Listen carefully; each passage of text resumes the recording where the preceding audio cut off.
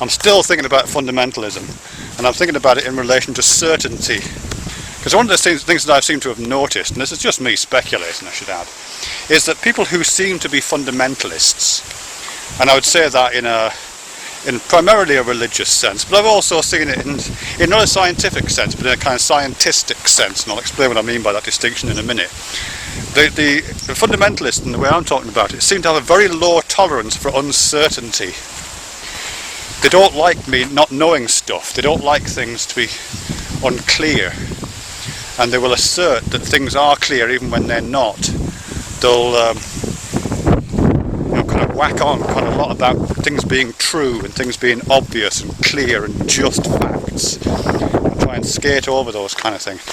It's a very strong emotional attachment to certainty, and certainty is an emotional state, isn't it? It's a dispositional attitude, it's called, in relation to a statement.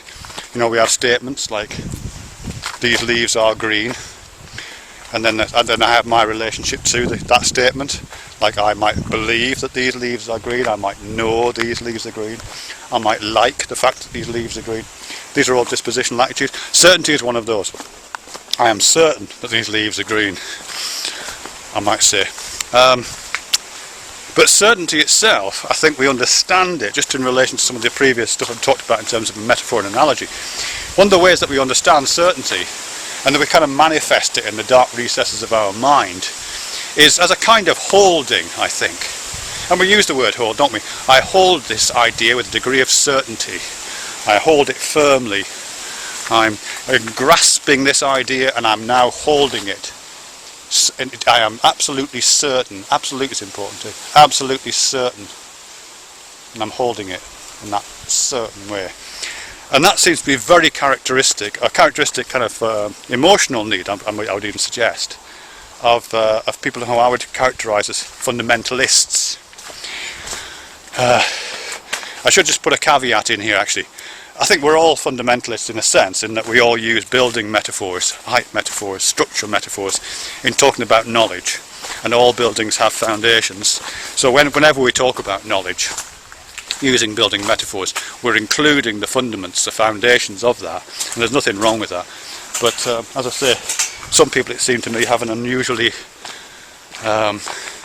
emotional attachment to a particular part of that building. They hang out in the basement a lot, basically. And hanging out in the basement is also corresponds to certainty. They want certainty, and they feel that the basement is where things are certain. And I think you find this in both the, as I say, the religious and the scientistic, as opposed to scientific understanding. In religious terms, I think it manifests, I see it manifest, particularly on YouTube, in relation to moral knowledge, because there's all different kinds of knowledge, right?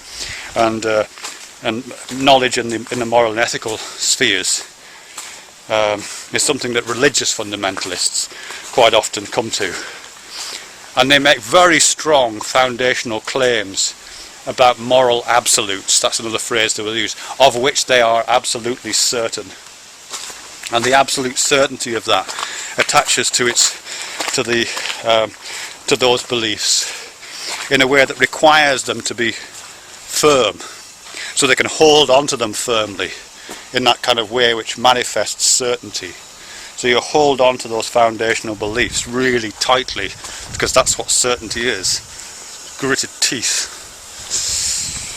And so I guess if you're in that position, you would think, what can I hold on to? If I need moral certainty in my life, because that's the kind of guy I am, what can I hold on to?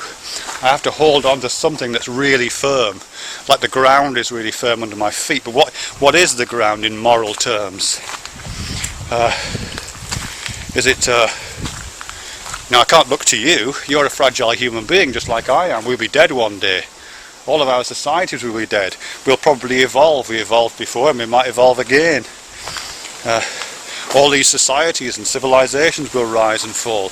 We can't look to anything as transient and as changeable, as mutable as a human being, or human societies, or human interrelationships to gauge our moral absolutes by, to hang on to the firm foundations with some degree of certainty. We have to find something more solid than that. So I guess if we were religious, we would look for a kind of immortal, immutable, eternal, unchanging beingness, something like a god. And we'd say, yes, we can hang on to that, even though we've just invented it. It's like ourselves writ large here. We can hang on to that because that's not going anywhere.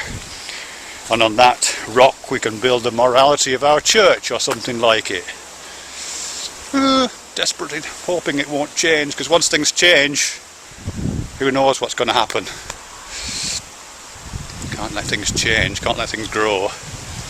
Fundamentalists, yes, stay in the basement with your God. You do get that in, even in moral terms, you get that in some science. People who, I don't think they're scientists, people who look to sciencey ideas rather than religious-y ideas.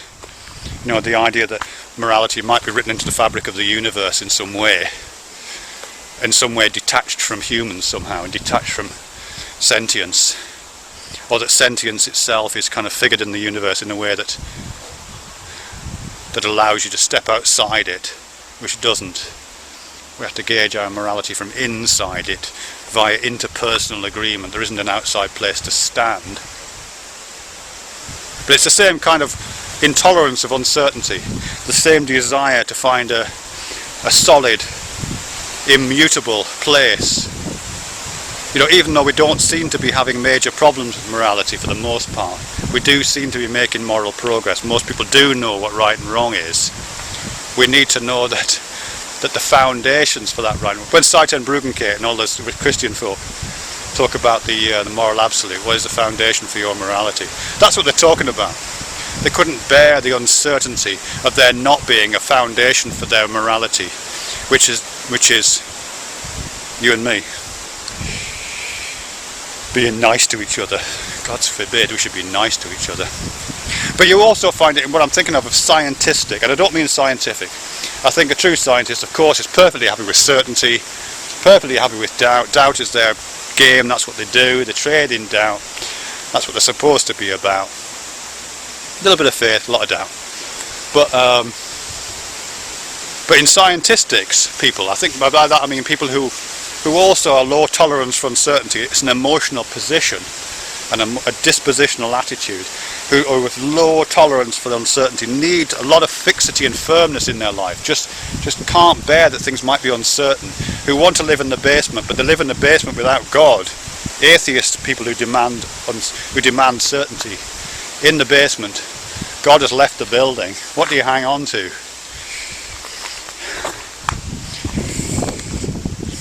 I guess you'd be attached to science which doesn't have uncertainty. You probably wouldn't like probability. You'd probably be very wary and cagey about anything that had probability in it.